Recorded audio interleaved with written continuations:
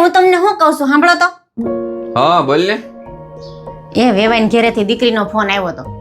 ઈ કઈક ઓલું લગન પેલા ન કરે ફોટા અને વિડીયો ને એવું કઈક કરાવવા જવાની કેસ. Pre wedding? હા જો ઈવડું ઈજ. એવું કાંઈ આપણે કરવા જવાનું નથી થતું. ખોટા ખર્ચા કરવાની કાંઈ જરૂર નથી. એ તમે ખોટી રેડું પાડોમાં. અત્યારે સમય પ્રમાણે બધુંય કરવું પડે. આપણા સમયમાં એવું નહોતું. નહીતર અત્યારે સંબંધ તૂટતાય વાર ન લાગે.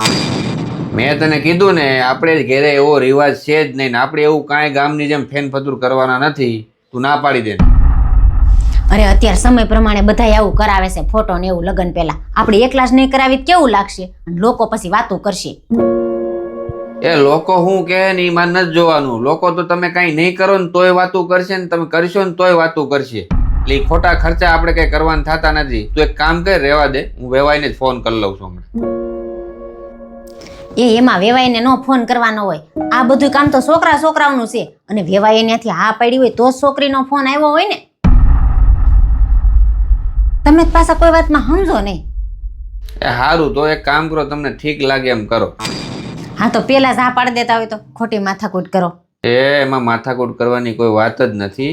આ તો હું એટલા માટે કહેતો હતો, આપણે સમય પ્રમાણે આ કરવું પડશે, સમય પ્રમાણે ઓલું કરવું પડશે. આવું કરી કરીને કેટલાય રિવાજો આપણે ફિટ કરી દીધા. અત્યારે આપણે એના ખર્ચા ઉપડતા નથી.